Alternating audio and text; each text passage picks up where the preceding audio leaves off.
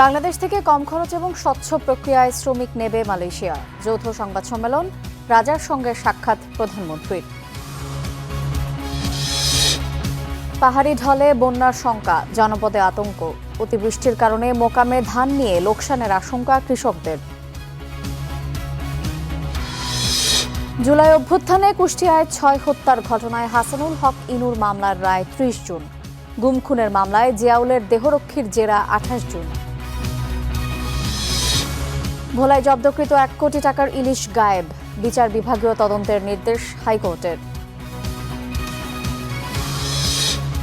ইতিবাচক অগ্রগতিতে শেষ যুক্তরাষ্ট্র এবং ইরানের প্রথম দিনের আলোচনা। ৬০ দিনের মধ্যে চূড়ান্ত সমঝোতায় পৌঁছাতে সম্মত উভয় পক্ষ।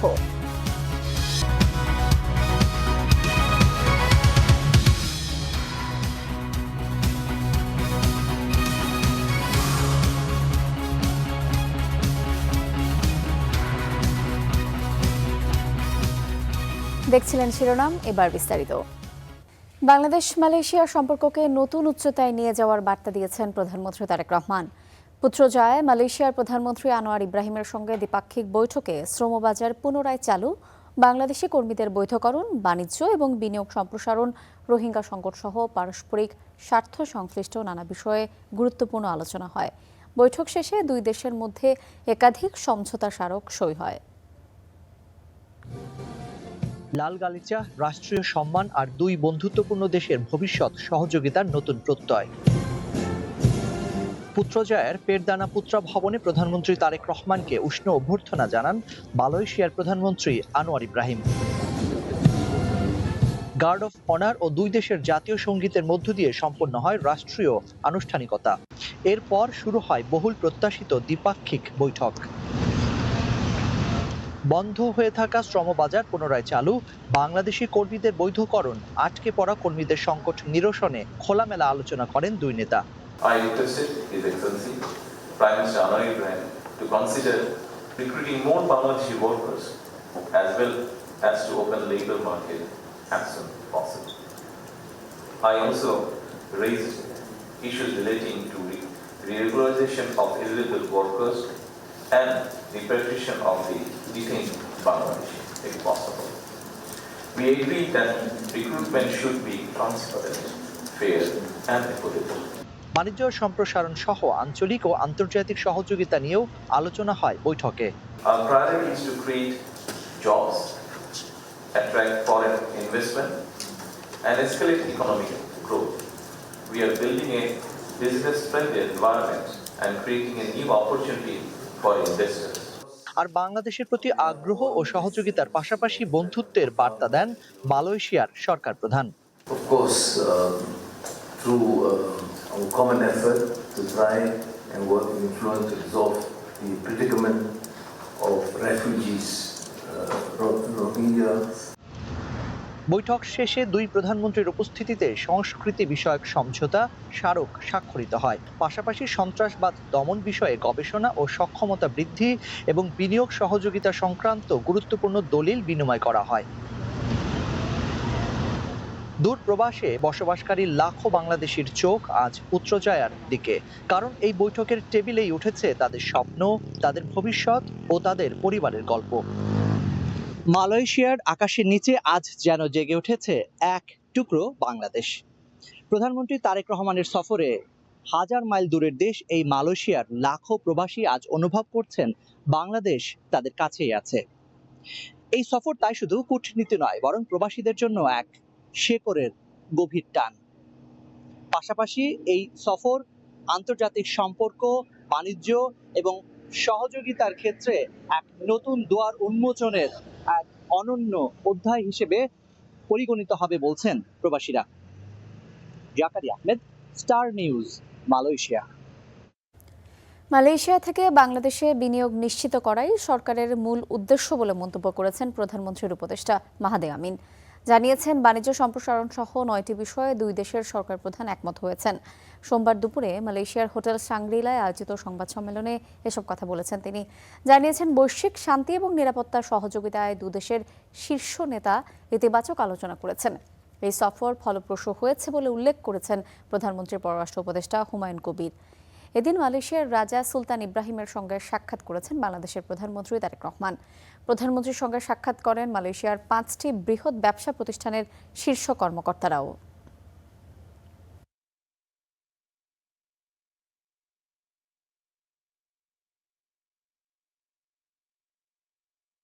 the free trade agreement.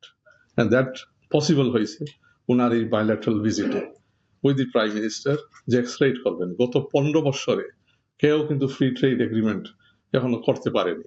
Economic লিবারালাইজেশনের দিকে যাচ্ছি, ডিরেগুলেশনের দিকে যাচ্ছি, যার মূল উদ্দেশ্য বিশ্বের বিভিন্ন দেশ থেকে বাংলাদেশে ইনভেস্টমেন্ট নিয়ে আসা। মালয়েশিয়া সেক্ষেত্রে একটা অত্যন্ত বড় লক্ষ্যের জায়গা আমাদের দিক থেকে। ইতিমধ্যে কিন্তু আমরা এখানে যখন প্রেস কনফারেন্স করছি মাননীয় প্রধানমন্ত্রীর সাথে মালয়েশিয়ার সবচেয়ে বড় 5টি ডিফারেন্ট কোম্পানি কিন্তু বাংলাদেশে বিনিয়োগের বিষয়ে কথা বলছেন, ওনাদের শীর্ষ কর্মকর্তারা আলোচনা করছেন। আমাদের মূল উদ্দেশ্য মালয়েশিয়া থেকে বাংলাদেশে বিনিয়োগ নিয়ে যাওয়া। দীর্ঘদিন ধরে নানা টানাপোড়েনের মধ্য দিয়ে যাচ্ছে মালয়েশিয়ার শ্রমবাজার। সিন্ডিকেট সহ নানা অনিয়মের কারণে এখনও বন্ধ আছে বাংলাদেশের জন্য অত্যন্ত গুরুত্বপূর্ণ এই বাজারটি। তবে প্রধানমন্ত্রীর মালয়েশিয়া সফরকে ঘিরে আশার আলো দেখছেন খাত সংশ্লিষ্টরা। অভিবাসন বিশেষজ্ঞরা বলছেন, বন্ধ মালয়েশিয়ার শ্রমবাজার নিয়ে শক্ত অবস্থান নিতে হবে বাংলাদেশকে, যেখানে শ্রমিকদের স্বার্থকে গুরুত্ব দিতে হবে সবার আগে। বিস্তারিত জানাচ্ছেন ইমতিয়াজ আহমেদ।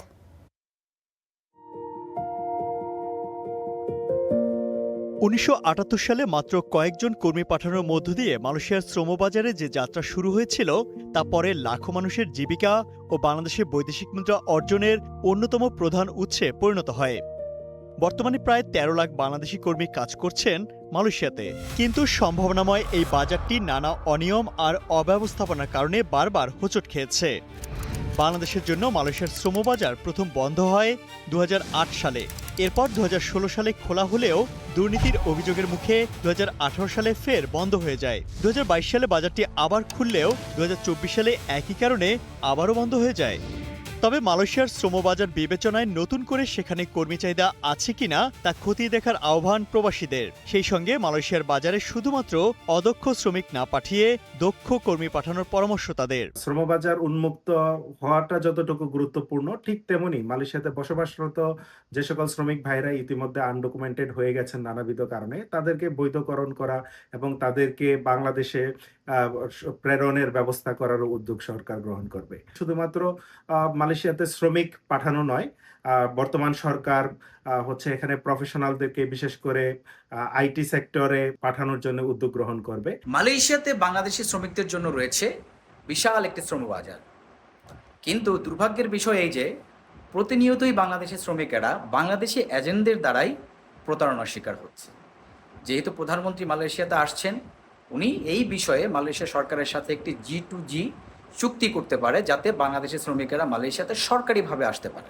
প্রধানমন্ত্রী তারেক রহমানের মালয়েশিয়া সফরের মাধ্যমে এই বাজারের অস্থিরতা কেটে ওঠা সহ শ্রমবাজার নিয়ে সুখবরের আশা করছেন অভিবাসন বিশেষজ্ঞরা। আমরা এখন পর্যন্ত কিন্তু খুব একটা দেখছি না যে দুই পক্ষের সমান তালে সমানভাবে আলাপ আলোচনা করে সংকটের জায়গাগুলোকে উত্তরণের চেষ্টা করছে বা ভাবছে। শুরুর আগে দেখা দরকার যে এখানে কিছু যে শর্ত তারা ওদিক থেকে আরোপ করে বা করেছে, এগুলো কোন জায়গাগুলো আমাদের কাছে গ্রহণযোগ্য মনে হয় না।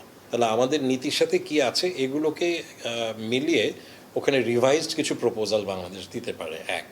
আরেকটা হচ্ছে যে দুর্নীতির চক্রের কথা আমরা শুনি, সেটি কিন্তু একটি অংশ মালয়েশিয়াতে, এবং তার মধ্যে কিছু প্রবাসী বাংলাদেশি, কিছু আবার মালয়েশিয়ার কর্তৃপক্ষের লোকজনও আছে।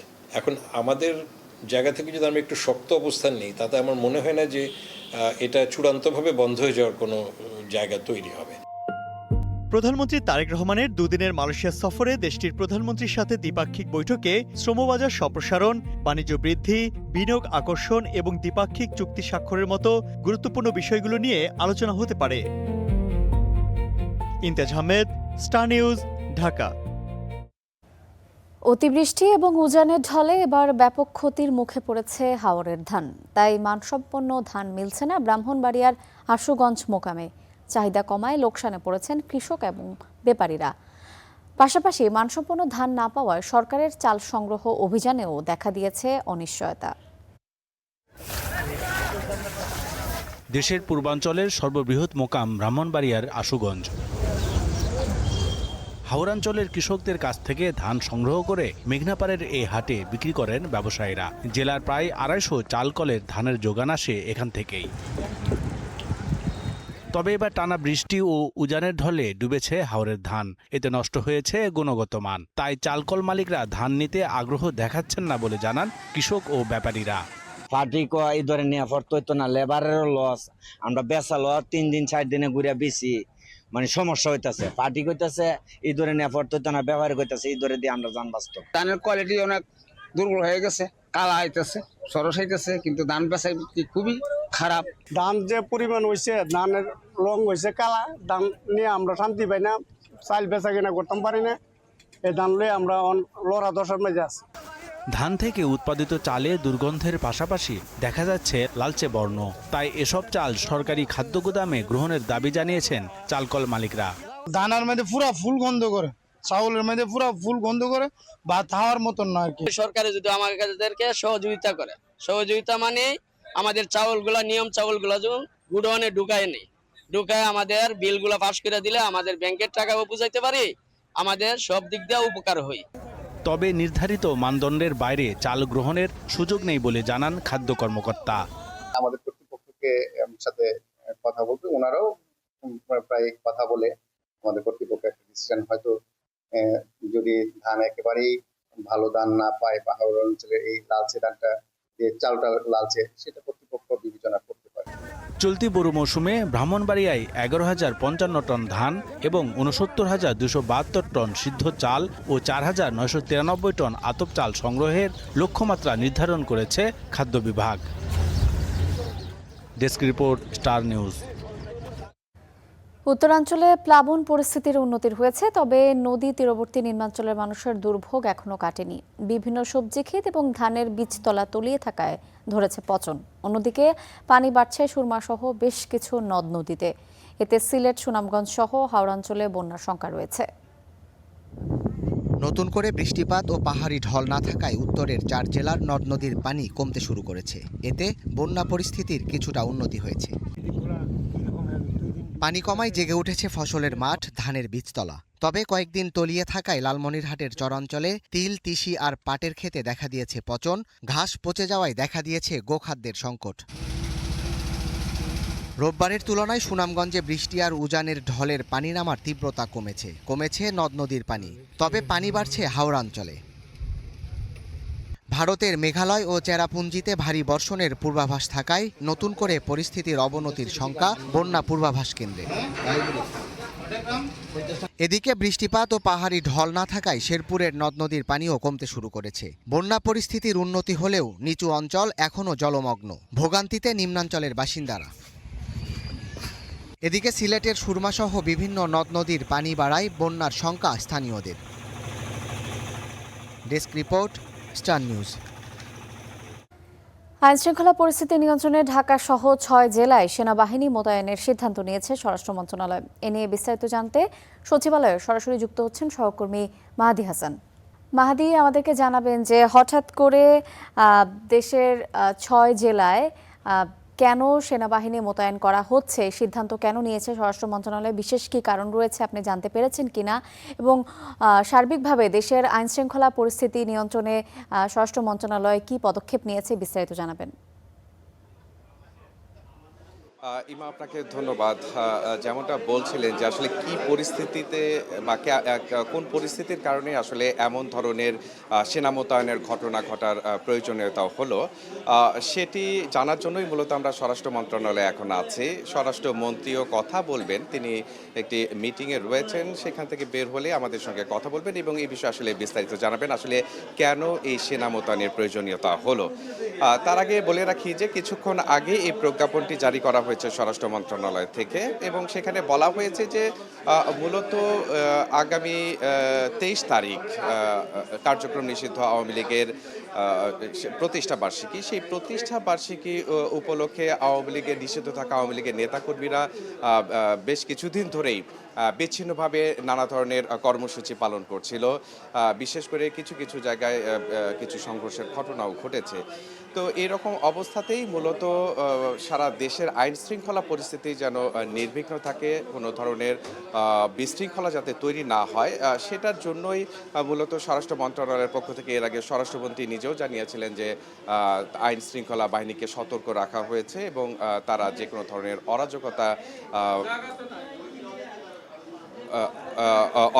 অরাজকতা রোধে তারা কার্যকর ব্যবস্থা নিচ্ছে এবং আমরা জানি যে এই ঢাকা শহরেই প্রায় 17,000 পুলিশ বাহিনীর সদস্যদের মোতায়েন করা হয়েছে যে কোনো ধরনের অরাজকতা এড়াতে।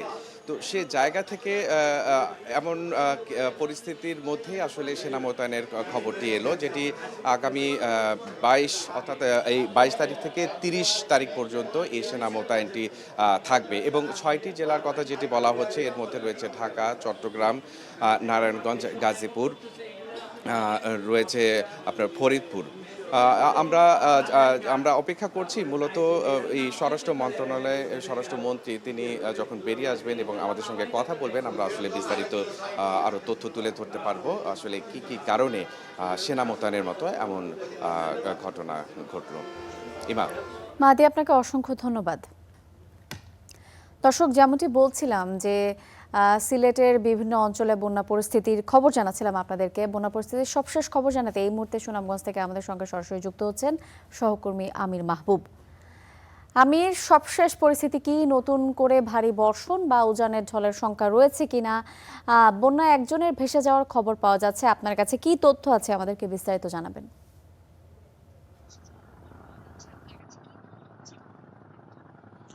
ইমা, আপনাকে যদি বলে, দেখুন আজকে পানি উন্নয়ন বোর্ডের কর্মকর্তা যেটি জানিয়েছে যে আগামী 24 ঘন্টায় সুনামগঞ্জ এবং ভারতের মেঘালয়ে মাঝারি থেকে ভারী বৃষ্টিপাতের পূর্বাভাস রয়েছে এবং গতকাল রাত থেকে সুনামগঞ্জে বৃষ্টিপাত না থাকায় সুনামগঞ্জের যে নদ নদীগুলো আছে সবগুলো নদ নদীর পানি কিন্তু কমতে শুরু করেছে। পানি কমার সাথে সাথে কিন্তু স্বস্তিও বাড়ছে। তবে পানি কমার যে প্রক্রিয়াটি সেটি হচ্ছে সুনামগঞ্জের সবগুলো নদ নদীতে পানিতে একদম ভরপুর টইটুম্বুর থাকার ফলে ছোট ছোট যে খাল আছে সেই খাল দিয়ে কিন্তু পানি হাওরে গিয়ে প্রবেশ করছে। এইভাবে পানি হাওরে প্রবেশ করার মাধ্যমে মূলত নদীর পানি কমতে শুরু করেছে। আমি যদি বলি, কিছুক্ষণ আগে আমরা জানতে পেরেছি আজকে সকাল 10টা নাগাদ সুনামগঞ্জের তাহিরপুর উপজেলার বরদল গ্রামের একটি খাল দিয়ে নদী থেকে প্রবল বেগে পানি হাওরে প্রবেশ করছিল। এ সময় খালের পাশে থাকা একটি ঘর ধসে গিয়ে খালে পড়ে যায়। এই সময় এই ঘরে থাকা একজন মানসিক ভারসাম্যহীন ব্যক্তি ও যুবক তিনি আসলে তখন এই ঘরের সাথে ভেসে যায়। এখন পর্যন্ত তিনি নিখোঁজ রয়েছে। আমরা কথা বলেছিলাম তাহিরপুর থানার ভারপ্রাপ্ত কর্মকর্তার সাথে, তিনি যেটি জানিয়েছেন তাদের পক্ষ থেকে তাকে খোঁজা হচ্ছে, কোনোভাবে তাকে খুঁজে পাওয়া যায় কিনা সে চেষ্টা চালাচ্ছেন। স্থানীয়রাও প্রশাসনের সাথে সহযোগিতা করছেন। তবে এখন পর্যন্ত সকাল 10টা থেকে এখন পর্যন্ত তার কোনো সন্ধান করতে পারেনি স্থানীয় বাসিন্দা এবং প্রশাসনের পক্ষ থেকে এমনটি জানিয়েছে। তবে তারা সেই উদ্ধার অভিযান অব্যাহত রেখেছে। আপনাকে যদি বলি যে আসলে এই ভারী বর্ষণের ফলে সুনামগঞ্জের গতকাল যে সকল এলাকা প্লাবিত হয়েছিল নিম্নাঞ্চলগুলো, সেখান থেকেও পানি নেমে গেছে। তাহিরপুর সুনামগঞ্জের যোগাযোগ বিচ্ছিন্ন ছিল, সড়কে প্রচুর পানি ছিল। আজকে সেই পানি নেমে যাওয়া এখন যোগাযোগ স্বাভাবিক রয়েছে। সব মিলিয়ে বলা চলে সুনামগঞ্জে যে বন্যা পরিস্থিতি যেটি তৈরি হয়েছিল, নিম্নাঞ্চলগুলো প্লাবিত হয়েছে, এখন ঠিক এই মুহূর্তে এই পরিস্থিতি নেই। তবে যদি পাহাড়ি বর্ষণ এবং সুনামগঞ্জে ভারী বৃষ্টিপাত অব্যাহত থাকে, সেই ক্ষেত্রে নতুন করে আবার হয়তো সুনামগঞ্জের বিভিন্ন এলাকা প্লাবিত হতে পারে। তবে সেই জন্য প্রশাসনের পক্ষ থেকেও নানা ধরনের উদ্যোগ গ্রহণ করে রাখা হয়েছে। মানুষকে সতর্ক করা হচ্ছে, কোনোভাবেই যেন মানুষ ক্ষয়ক্ষতির সম্মুখীন না হয় সেটি প্রশাসনের পক্ষ থেকে বলা হয়েছে। আপনাকে যদি একটু জানাই রাখি যে আজকে পানি উন্নয়ন বোর্ডের যে তথ্য দেওয়া হয়েছে, এখন পর্যন্ত সুরমা নদীর পানি বিপদসীমার 65 সেন্টিমিটার নিচ দিয়ে প্রবাহিত হচ্ছে। তবে বৃষ্টি না হলে সেটি আরও নিচে নামবে বিপদসীমার, সেটি প্রত্যাশা করছেন পানি উন্নয়ন বোর্ড। ইমা, এই ছিল সুনামগঞ্জ থেকে বন্যা পরবর্তী সর্বশেষ। আমির, আপনাকে অসংখ্য ধন্যবাদ। উত্তর সিকিমের মঙ্গন জেলায় টানা বৃষ্টিপাতের ফলে তিস্তা নদীর পানি ক্রমশ বাড়ছে। নদীর পানি রবিঝোড়া এলাকা ছাড়িয়ে দার্জিলিং রোড পর্যন্ত প্লাবিত হচ্ছে। বন্ধ হয়ে গেছে তিস্তা সড়ক। তিস্তার পানির স্রোতে টোটগাঁও এলাকায় ঘরবাড়ি ছেড়ে পালাচ্ছে মানুষ। এ অবস্থায় কালিম্পংয়ের তিস্তা বাজারের নদী তীরবর্তী এলাকার বাসিন্দাদের সতর্ক করেছে কর্তৃপক্ষ। এদিকে সুখানি নদীর পানিতে ভাসছে নাগরাকাটা। নেওড়া, চেল এবং ঘিস নদীর পানিও বাড়ছে প্রতি মুহূর্তে। ভুটানের বৃষ্টির জেরে তোরসা, কালজানি, ডিমো, বস্ত্রা সহ সব নদীর পানি বাড়ছে। প্লাবিত হয়েছে বিস্তীর্ণ এলাকা। নাগরাকাটা ব্লকের লুকসান এলাকার কালীখোলা নদী ভয়ঙ্কর রূপ নিয়েছে। নদীর জল সেতুর উপর দিয়ে প্লাবিত হচ্ছে, এতে আতঙ্কিত স্থানীয় বাসিন্দারা।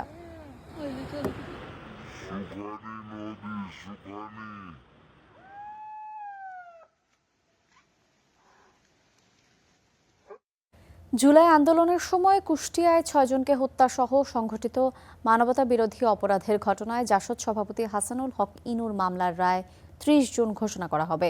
সোমবার বিচারপতি নজরুল ইসলাম চৌধুরী নেতৃত্বাধীন 3 সদস্যের আন্তর্জাতিক অপরাধ ট্রাইব্যুনাল 2 আদালত এদিন ধার্য করেছেন। কুষ্টিয়ায় 6 জনকে হত্যাসহ সুনির্দিষ্ট 8 অভিযোগে তার বিরুদ্ধে মানবতা বিরোধী অপরাধের মামলা করা হয়। এর আগে উভয় পক্ষের যুক্তিতর্ক উপস্থাপন শেষে মামলাটি রায়ের জন্য অপেক্ষমান রাখা হয়েছিল।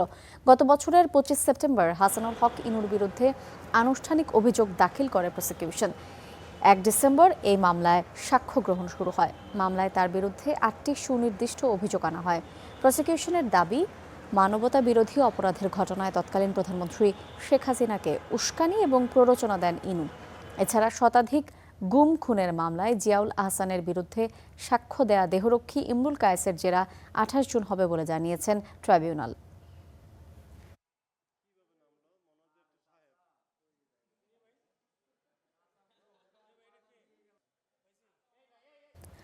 কার্যক্রম নিষিদ্ধ আওয়ামী লীগের প্রতিষ্ঠা বার্ষিকীর দিন মঙ্গলবার বিকেলে রাজধানীর বিজয়নগরে প্রতিবাদ সমাবেশ ডেকেছে 11 দলীয় জোট। এছাড়া গুম খুন এবং বিরোধী দলের নেতাকর্মীদের উপর হামলার প্রতিবাদে 4 জুলাই সকল জেলায় বিক্ষোভ মিছিলের ঘোষণাও দিয়েছে এই জোট। সকালে মগবাজারে জামায়াতের কেন্দ্রীয় কার্যালয়ের সংবাদ সম্মেলনে এসব তথ্য জানান 11 দলীয় ঐক্যের সমন্বয়ক হামিদুর রহমান আজাদ। তিনি আরও বলেন, সীমান্তে প্রতিবেশী দেশ অস্ত্র মজুত করলেও তাতে সরকারের কোনো মাথা ব্যথা নেই। তবে এসব ঘটনায় 11 দল উদ্বিগ্ন। সরকার সীমান্ত হত্যা এবং পুশিন ইস্যুতেও ব্যর্থতার পরিচয় দিচ্ছে। বলেছেন, 23 জুন কোনো নিষিদ্ধ দল যাতে কিছু করতে না পারে এই দায়িত্ব সরকারের, কোনো দলের নয়। দেশের আইনশৃঙ্খলা পরিস্থিতি আগের চেয়েও খারাপ বলেও মন্তব্য করেছেন 11 দলীয় জোটের নেতারা।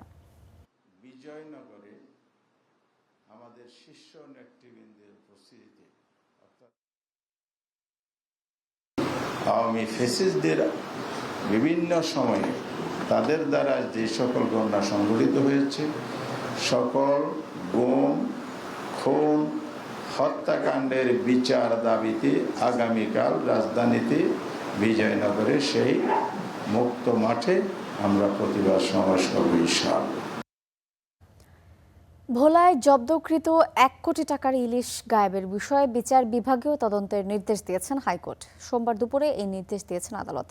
এর আগে ভোলার চরফ্যাশন থেকে মাছ ব্যবসায়ীদের বৈধভাবে ক্রয় করা কোটি টাকার ইলিশ জব্দ করে মাদ্রাসা এবং এতিমখানায় বিলিয়ে দেয় আইনশৃঙ্খলা বাহিনী। তবে ব্যবসায়ীরা অভিযোগ করে বলেছেন, মাদ্রাসা এবং এতিমখানায় কিছু ইলিশ মাছ দেওয়ার নামে বেশিরভাগ লুটপাট করে আইনশৃঙ্খলা বাহিনী। জব্দের পর ওই মাছের 3 ভাগ বরিশাল নিয়ে বিক্রি করে দেওয়া হয়।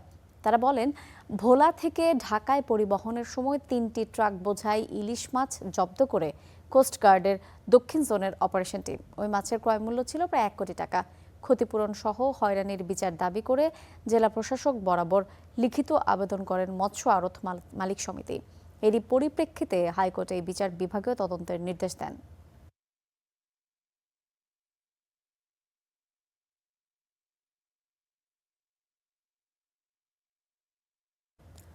আদ্দিন মেডিকেলের লাইসেন্স বাতিলের পর সবচেয়ে বড় অনিশ্চয়তায় পড়েছেন সেখানে অধ্যয়নরত বিদেশি শিক্ষার্থীরা। এ নিয়ে স্বাস্থ্য অধিদপ্তরের মহাপরিচালকের সাথে সাক্ষাৎ করতে গেছেন আদ্দিনের বিদেশি শিক্ষার্থীরা। তবে ডিজি ব্যস্ত থাকায় তারা এখনও সাক্ষাৎ করতে পারেননি। মূলত ভারতের ন্যাশনাল মেডিকেল কমিশন বা এনএমসির ফরেন মেডিকেল গ্র্যাজুয়েট বিধিমালা অনুযায়ী বিদেশি মেডিকেল শিক্ষার্থীদের 12 মাসের ইন্টার্নশিপ একই বিদেশি মেডিকেল প্রতিষ্ঠানে সম্পন্ন করতে হবে।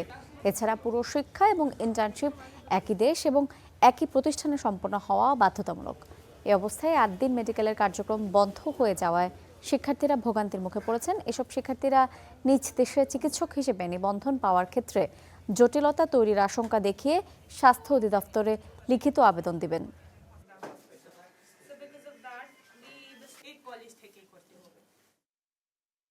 According to the guidelines, there is not an option for us to migrate to another hospital as long as the NMC does not recognize it. We have to do our internship. We have to complete our internship in one parent college, that is Addin Women's Medical College. রাজধানীর কাফরুলে চলন্ত মোটরসাইকেলে ইটের আঘাতে আহত সাজিদ চৌধুরী রাফি মারা গেছেন। সোমবার ভোরে ঢাকা মেডিকেলের হাসপাতালে চিকিৎসাধীন অবস্থায় মারা যান তিনি। এর আগে গেল 9 জুন রাত 1টার দিকে মোটরসাইকেলে করে নিজ বাসায় ফিরছিলেন ভুক্তভোগী রাফি। পরে ইব্রাহিমপুর এলাকায় পৌঁছালে পূর্বশত্রুতার জেরে রাফির মাথার ডান পাশে ইট দিয়ে আঘাত করা হয়। এতে গুরুতর আহত হন তিনি। বিষয়টি সামাজিক যোগাযোগ মাধ্যমে ছড়িয়ে পড়লে দেশ জুড়ে শুরু হয় আলোচনা সমালোচনা।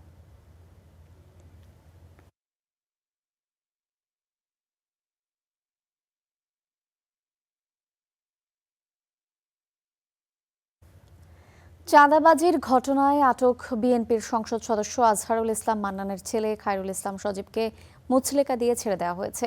সজীবকে জিজ্ঞাসাবাদ শেষে গতকাল রাতে মুচলেকা নিয়ে পরিবারের কাছে হস্তান্তর করা হয়েছে। তার বিরুদ্ধে একাধিক শিল্প প্রতিষ্ঠানের কাছে চাঁদা দাবির অভিযোগ রয়েছে। রোববার দুপুরে রাজধানী থেকে ঢাকা মহানগর গোয়েন্দা পুলিশের সহযোগিতায় সজীবকে হেফাজতে নেয় নারায়ণগঞ্জ জেলা পুলিশ। পরে তাকে ডিবি কার্যালয়ে নিয়ে আসা হয়। ঢাকা মহানগর পুলিশের গণমাধ্যম এবং জনসংযোগ বিভাগের অতিরিক্ত উপকমিশনার নিয়াজ মেহেদি বলেছেন, সজীবের বিরুদ্ধে কিছু অভিযোগ ছিল, সেই বিষয়ে তাকে জিজ্ঞাসাবাদ করে মুচলেকা নিয়ে ছেড়ে দেওয়া হয়েছে। সজীব নিজে জেলা যুবদলের জ্যেষ্ঠ যুগ্ম আহ্বায়ক।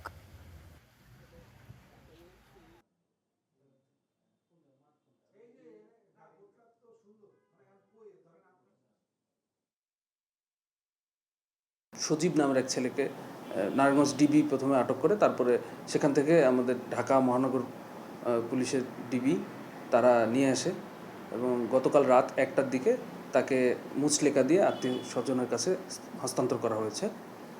আমরা খতিয়ে দেখছি যে তার বিরুদ্ধে কোনো অভিযোগ আছে কিনা। অপরাধের কোনো প্রমাণ পেলে পরবর্তী আইনগত ব্যবস্থা নেওয়া হবে। এবারের এইচএসসি পরীক্ষায় 9টি সাধারণ শিক্ষা বোর্ডে অভিন্ন প্রশ্নপত্রে পরীক্ষা অনুষ্ঠিত হবে।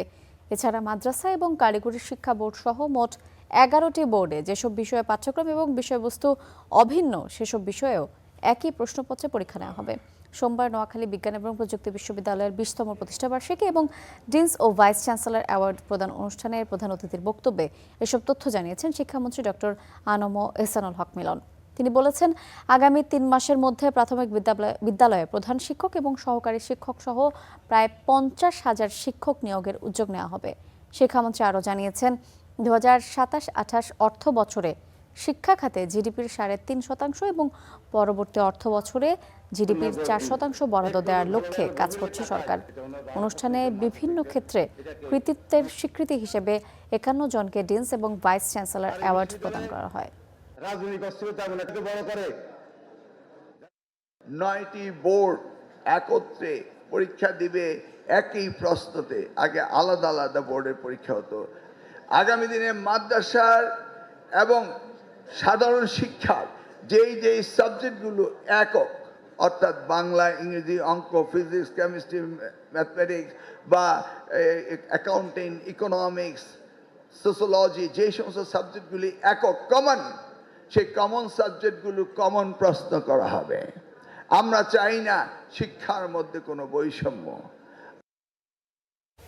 মাত্র 5 কার্যদিবসেই দেয়া হলো ঝিনাইদহে শিশু তাবাসসুমকে ধর্ষণের পর হত্যা মামলার রায়।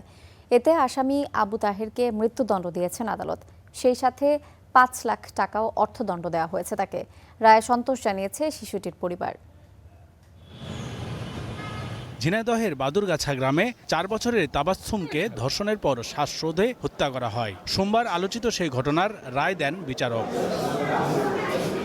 16 জুন মামলার শুনানি শুরু হয়। পরদিন অভিযোগ গঠন করেন আদালত। সাক্ষ্য দেন 16 জন। এরপর 5 কার্যদিবসে দেয়া হলো মামলার রায়। মামলার একমাত্র আসামি আবু তাহেরকে মৃত্যুদণ্ডাদেশ দিয়েছেন বিচারক। সেই সাথে 5 লাখ টাকা অর্থদণ্ড দেওয়া হয়েছে তাকে। 2 ধারায় মৃত্যুদণ্ডে দণ্ডিত করেছেন এবং দণ্ডবিধি 201 ধারায় 7 বছরের কারাদণ্ডে দণ্ডিত করেছেন। আমরা আশা করব যে মহামান্য হাইকোর্টে দ্রুত এই মামলার 33% শুনানি হবে এবং এই রায় বহাল থাকবে। রায়ে সন্তোষ জানিয়েছে ভুক্তভোগী শিশুর পরিবার। দাবি দ্রুততা কার্যকরের। আমি আমার মেয়ের বিচার আজকে পাইছি, এটা শুধু রায়ে খুশি না, আমি তখন খুশি হব যখন দ্রুত এই রায়টা কার্যকর হবে এবং ফাঁসির রায় দিয়েছে, দ্রুত যেন কার্যকর হয়, এটাই আমাদের দাবি।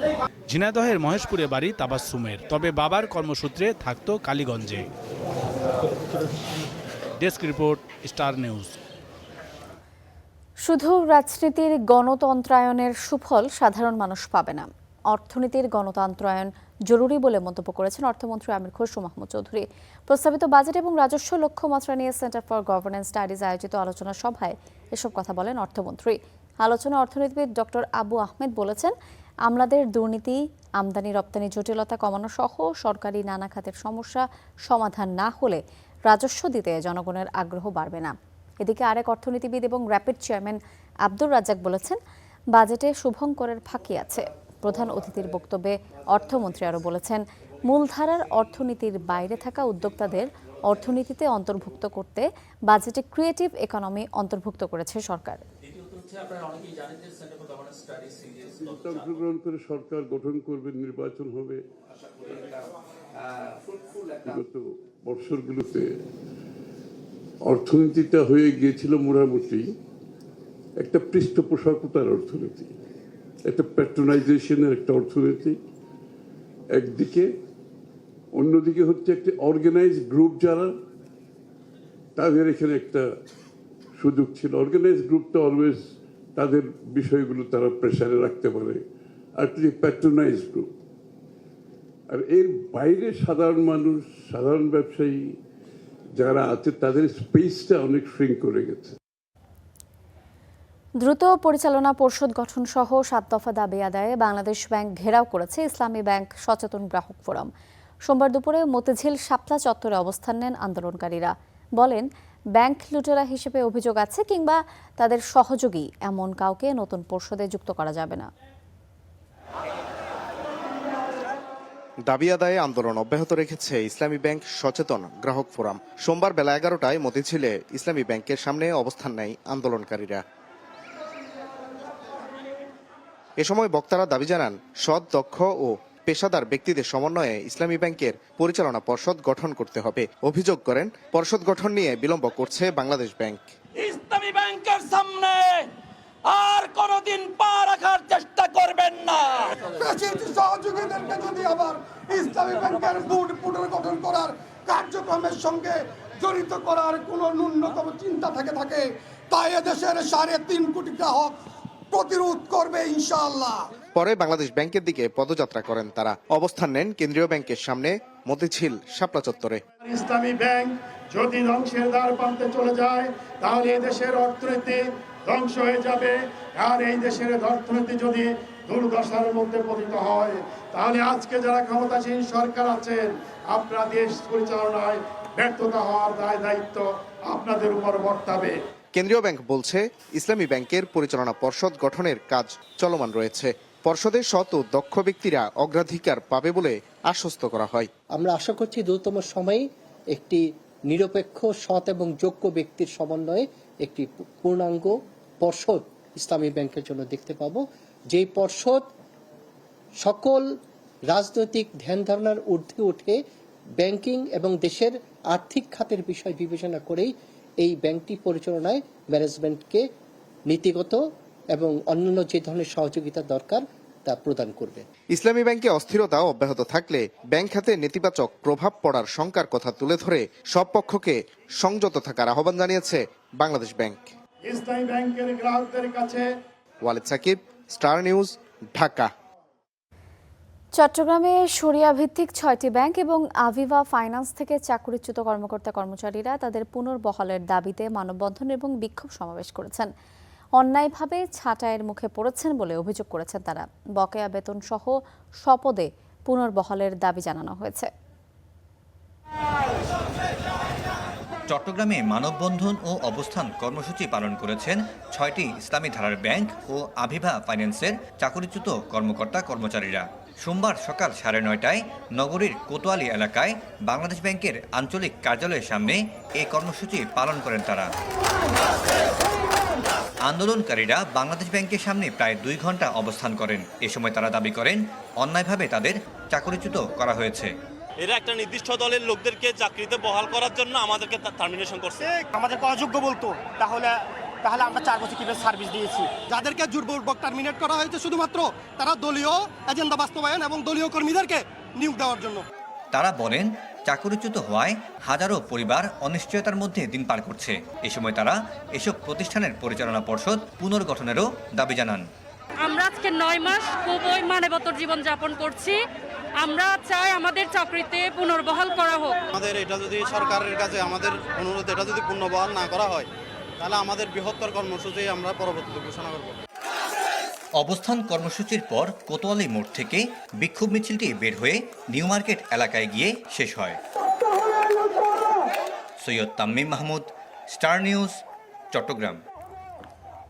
ব্যাংকিং খাতে বৈষম্য দূর করা এবং অন্যায়ভাবে চাকরিচ্যুত কর্মকর্তা কর্মচারীদের পুনর্বহালের দাবিতে চট্টগ্রামে মানববন্ধন এবং অবস্থান কর্মসূচি পালন করেছেন 6টি ইসলামী ধারার ব্যাংক এবং আভিবা ফাইন্যান্সের কর্মীরা। সোমবার সকাল 10টায় নগরীর কোতোয়ালি এলাকায় বাংলাদেশ ব্যাংকের আঞ্চলিক কার্যালয়ের সামনে এই কর্মসূচি পালিত হয়। আন্দোলনকারীরা বাংলাদেশ ব্যাংকের সামনে প্রায় 1.5 ঘন্টা অবস্থান করেন। এরপর সেখান থেকে তারা একটি বিক্ষোভ মিছিল বের করেন। মিছিলটি নিউ মার্কেট এলাকায় এসে শেষ হয়। মানববন্ধনে চাকরিচ্যুত ব্যাংক কর্মীরা 10 দফা দাবি তুলে ধরেন। আন্দোলনকারীরা অভিযোগ করেন, রাজনৈতিক পট পরিবর্তনের পর পরিকল্পিতভাবে প্রায় 10,000 কর্মীকে মিথ্যা অভিযোগে চাকরিচ্যুত করা হয়েছে। ব্যাংকিং খাতে পেশাদারিত্ব, ন্যায় বিচার এবং সুশাসন পুনঃপ্রতিষ্ঠা না হওয়া পর্যন্ত তাদের আন্দোলন অব্যাহত থাকবে বলেও জানিয়েছেন তারা।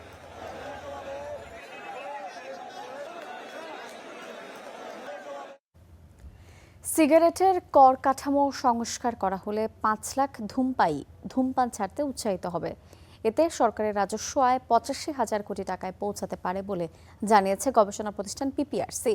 জাতীয় প্রেস ক্লাবে আয়োজিত এক সংবাদ সম্মেলনে পিপিআরসি জানিয়েছে, তামাক নিয়ন্ত্রণে সিগারেটের নিম্ন এবং মাধ্যম স্তর একীভূত করে প্রতি 10 শলাকার প্যাকেটের সর্বনিম্ন মূল্য 100 টাকা নির্ধারণ এবং সব স্তরে অতিরিক্ত 4 টাকা সুনির্দিষ্ট কর আরোপ করা প্রয়োজন। প্রতিষ্ঠানটির দাবি, এ ধরনের সংস্কার বাস্তবায়িত হলে 3,72,000 তরুণ ধূমপানে আসক্ত হওয়া থেকে বিরত থাকবে এবং দীর্ঘমেয়াদে 3,70,000-এর বেশি অকাল মৃত্যু প্রতিরোধ করা সম্ভব হবে। অবৈধ তামাক বাণিজ্য নিয়ন্ত্রণে ট্র্যাক অ্যান্ড ট্রেস ব্যবস্থা চালুর উদ্যোগকে স্বাগত জানিয়ে পিপিআরসির নির্বাহী চেয়ারম্যান ডক্টর হোসেন জিল্লুর রহমান বলেছেন, এর কার্যকারিতা নিশ্চিত করতে স্বচ্ছ এবং স্বাধীন নজরদারি ব্যবস্থা গড়ে তোলার দাবি। পাশাপাশি ই সিগারেট এবং অন্যান্য নতুন নিকোটিনজাত পণ্য নিষিদ্ধ করা এবং ধোঁয়াবিহীন তামাক পণ্যের মূল্য সমন্বয়ের সুপারিশ করেছে পিপিআরসি।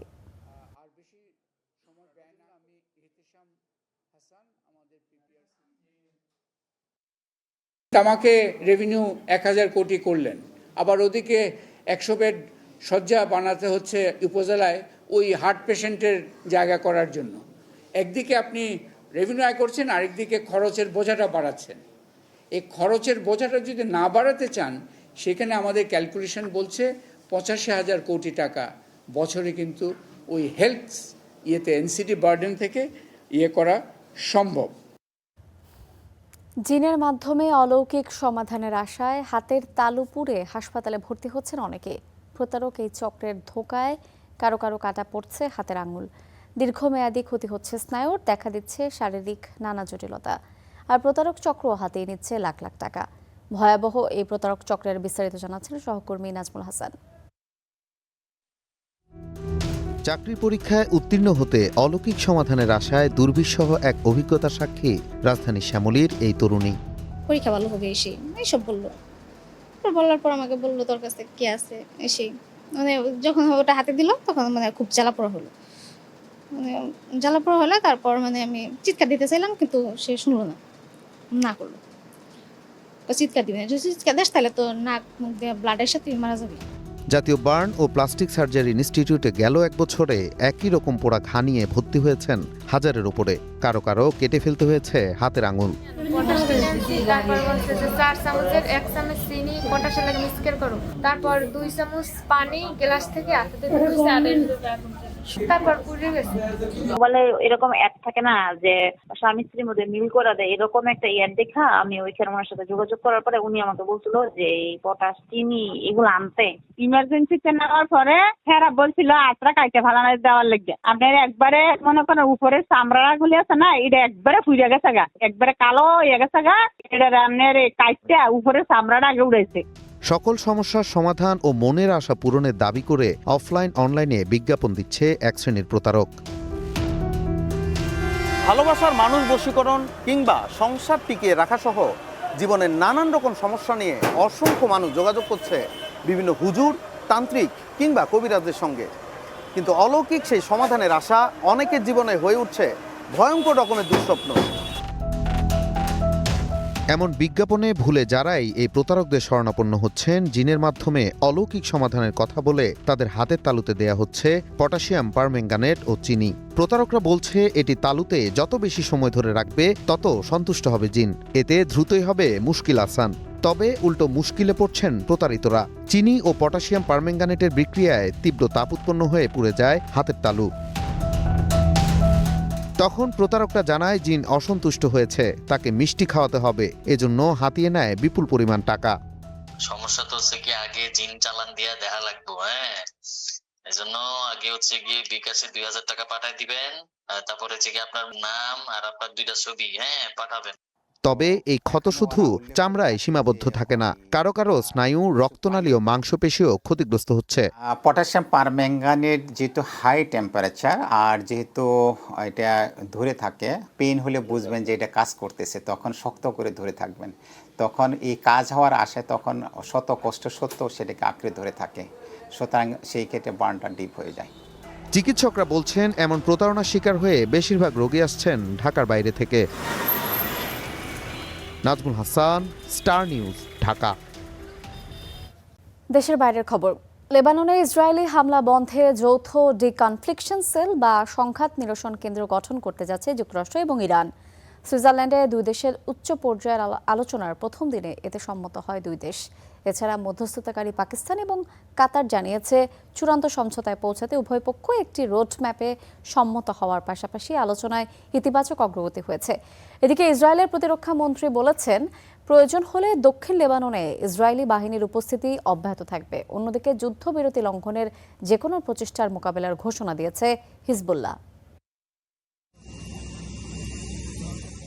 যুদ্ধের হুমকি আর উত্তেজনার পথ ছেড়ে আলোচনার টেবিলে যুক্তরাষ্ট্র ও ইরান। সুইজারল্যান্ডে দুই দেশের উচ্চ পর্যায়ের বৈঠকের প্রথম দিন শেষে মধ্যস্থতাকারী পাকিস্তান ও কাতার জানিয়েছে আগামী 7 দিনের মধ্যে একটি চূড়ান্ত সমঝোতায় পৌঁছানোর লক্ষ্য নিয়ে একটি রোডম্যাপে একমত হয়েছে দুই পক্ষ। পাশাপাশি লেবাননের সংঘাত এড়াতে এবং উত্তেজনা কমাতে একটি যৌথ ডিকনফ্লিকশন সেল গঠনের সিদ্ধান্ত হয়েছে। এই অগ্রগতি এমন সময় এসেছে যখন কিছুদিন আগেও দুই দেশের মধ্যে উত্তেজনা চরমে ছিল। যুদ্ধবিরতির আগে পাল্টাপাল্টি হামলা ও কঠোর বক্তব্যে পুরো অঞ্চল অস্থিতিশীল হয়ে উঠেছিল। মার্কিন প্রেসিডেন্ট ডোনাল্ড ট্রাম্প হিজবুল্লাহকে সমর্থনের অভিযোগে ইরানকে কঠোর পদক্ষেপের হুঁশিয়ারও দিয়েছিলেন। জবাবে ইরানের প্রধান আলোচক মোহাম্মদ বাকের গালিবাফ যুক্তরাষ্ট্রকে সংযত ভাষা ব্যবহারের আহ্বান জানান। তিনি বলেন, আলোচনা সফল করতে হলে উভয় পক্ষকেই দায়িত্বশীল আচরণ করতে হবে। একই সঙ্গে তিনি জানান, প্রয়োজন হলে নিজেদের স্বার্থ রক্ষায় ইরানও প্রস্তুত। তবে আলোচনায় ইতিবাচক অগ্রগতির খবর এলেও মাঠে পরিস্থিতি এখনও পুরোপুরি স্বাভাবিক হয়নি। ইসরায়েলের প্রতিরক্ষামন্ত্রী ইসরায়েল কাটজ বলেছেন, নিরাপত্তার প্রয়োজন হলে দক্ষিণ লেবাননে ইসরায়েলি সেনারা অবস্থান চালিয়ে যাবে।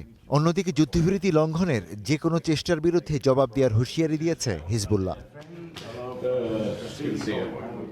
বিশ্লেষকদের মতে এই আলোচনা সফল হলে শুধু যুক্তরাষ্ট্র ও ইরানের সম্পর্ক নয়, পুরো মধ্যপ্রাচ্যের নিরাপত্তা পরিস্থিতিতেও ইতিবাচক প্রভাব পড়তে পারে। তবে পারমাণবিক কর্মসূচি, লেবানন সংকট এবং আঞ্চলিক প্রভাব বিস্তারের মতো জটিল বিষয়গুলোতে সমঝোতায় পৌঁছানো সহজ হবে না।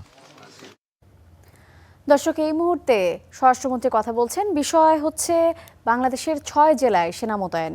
আমরা সরাসরি যুক্ত হচ্ছি সেখানে। সিদ্ধান্ত হয়েছে আজকে থেকে 30 তারিখ পর্যন্ত। মাননীয় মন্ত্রী, সব কেন এরকম সিদ্ধান্ত? আপনাদের কাছে কি কনসার্ন এই কার্যক্রম নিষিদ্ধ আওয়ামী লীগের প্রতিষ্ঠাবার্ষিকী ঘিরে আইন শৃঙ্খলা নিয়ে? নাশকতার কোনো আছে কিনা, আশঙ্কা আছে? আইন শৃঙ্খলা পরিস্থিতির অবনতি হয়নি, কিন্তু শৃঙ্খলা বাহিনী হিসাবে এবং আমাদের সবসময় সতর্ক থাকতে হয়। কার্যক্রম নিষিদ্ধ যে মাফিয়া বাহিনী আওয়ামী লীগের কিছু অপতৎপরতা লক্ষ্য করা যাচ্ছে। বিভিন্ন ডিস্ট্রিক্টে আমরা দেখেছি তারা মিছিল মিটিং করার মতো কিছু কার্যক্রম হাতে নিয়েছে, দুই একটা দেখা গিয়েছে। তাতে করে আমাদের মনে হয়েছে তারা হয়তো একটা অস্থিরতা সৃষ্টির পায়, তারা করলেও করতে পারে। এই বিবেচনায় আমরা আমাদের সমস্ত বাহিনীগুলোকে সতর্ক থাকার জন্য নির্দেশ দিয়েছি, যা সবসময় থাকে। তার বাইরে আমরা আজকে থেকে 30 তারিখ পর্যন্ত আমাদের সেনা সদস্যদেরকে আবার ইনএড টু সিভিল পাওয়ার আমরা আইন মোতাবেক Dhaka metro, Chittagong metro, Narayanganj, Gazipur metro এবং এর বাইরে 2 জেলা, তাতে আমরা ডিপ্লয় করেছি যাতে যে কোনো রকমের অপতৎপরতা অ্যাড্রেস করা যায় ইনএড টু সিভিল পাওয়ার। এইটুকু।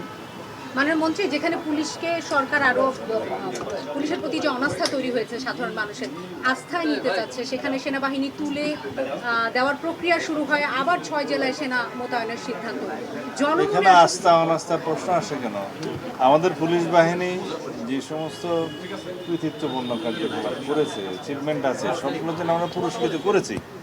2-1টা জায়গায় যেখানে একটু শৃঙ্খলাপন্থী কর্মকাণ্ড করেছে তাদেরকে আমরা পানিশ করেছি। এইখানে আস্থাহীনতার তো কোনো বিষয় নেই। আমরা সবসময় প্রয়োজনীয় ক্ষেত্রে ইনএড টু সিভিল পাওয়ার, মাঝে মধ্যে বিজিবিকে আনি, মাঝে মধ্যে সেনা সদস্যদেরকে আমরা নিয়োগ করি। এটা রুটিন ওয়ার্ক। মাননীয় মন্ত্রী, 5 জুন থেকে তো সেনাবাহিনী ধাপে ধাপে তুলে দেওয়ার কথা। সেই ক্ষেত্রে যখন এইরকম একটা সময় আবার নতুন করে 6 জেলায় সেনাবাহিনী মোতায়েন, পুলিশ কি পারত না? এইটা গত 15 তারিখে সারা বাংলাদেশ থেকে সেনা সদস্যদেরকে প্রত্যাহার করা হয়েছে, যারা দীর্ঘ প্রায় 1.5 বছর যাবৎ মাঠে ছিল, ইন্টারিম গভর্নমেন্টের সময় ছিল। কিন্তু আমরা নির্বাচিত সরকার আসার পরে আমরা যত শীঘ্র সম্ভব তাদেরকে মাঠ থেকে প্রত্যাহার করেছি, প্রত্যাহার করা হয়েছে। কিন্তু এখন যেটা আমরা কয়েকটা জায়গায় ডিপ্লয় করতে যাচ্ছি সেটার সাথে ওই পরিস্থিতির কোনো মিল নাই। এটা ইনএড টু সিভিল পাওয়ার। সেটা কি পুলিশকে সহযোগিতা করবে? হ্যাঁ, ইনএড টু সিভিল পাওয়ার উইথ না না, আমরা মনে করেছি কোন কোন জায়গায় তাদের অপতৎপরতা বৃদ্ধি পেয়েছে, আমাদের ইন্টেলিজেন্স রিপোর্টের ভিত্তিতে আমরা সেটা করছি। এইটা শুধু নয়, আরও কিছু বিষয় আছে, আমি এখানে এগুলো ফাঁস করতে চাই না। দেশে অস্থিরতা সৃষ্টির জন্য কিছু কিছু মহল, কোনো মহল অপতৎপরতায় লিপ্ত আছে। তো সেই জন্য আমরা অ্যালার্ট থাকার অংশ হিসেবে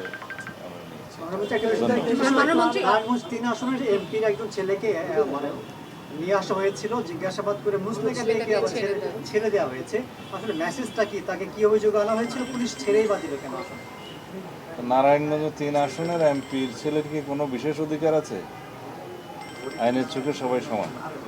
পুলিশের কাছে বিভিন্ন রকম অভিযোগ ছিল তার বিরুদ্ধে, সেগুলোর জন্য জিজ্ঞাসাবাদের জন্য তাকে তারা নিয়ে এসছে, জিজ্ঞাসাবাদ করেছে এবং প্রয়োজন মনে করেছে তার কাছ থেকে মুসলাকা নেওয়ার প্রয়োজন নিয়ে মুসলাকা নিয়ে ছেড়ে দিয়েছে। স্যার, পূজা উদযাপন পরিষদের নেতৃবৃন্দ এসেছিলেন, এইখানে কি কোনো একটি মেয়ের একটি ছবি এই ভাইরাল হচ্ছে স্যার, ওই যে তারা একটি আলাদা প্রদেশ চাচ্ছে, এটা নিয়ে কোনো আলোচনা হচ্ছে কিনা স্যার? না না, সাম্প্রদায়িক পূজা উদযাপন পরিষদের নেতৃবৃন্দ আমার সাথে সাক্ষাতের জন্য বেশ অনেকদিন আগেই তারা সময় চেয়েছে। আমি এতদিন সময় দিতে পারিনি, আজকে সময় দিয়েছি। তাদের অনেক বিষয়ে কথা আছে, আমাদের দেশের যারা হিন্দু ভাই বোন তাদের পক্ষে তাদের অনেক দাবি দেওয়া আছে বিভিন্ন বিষয়ে, সেগুলো নিয়ে তারা কথা বলেছে। আমরা সব আইন শৃঙ্খলা পরিস্থিতি নিয়ন্ত্রণে ঢাকা সহ 6 জেলায় সেনাবাহিনী মোতায়েনের সিদ্ধান্ত নিয়ে স্বরাষ্ট্রমন্ত্রী কথা বলছিলেন। আমরা এতক্ষণ যুক্ত ছিলাম সেখানে।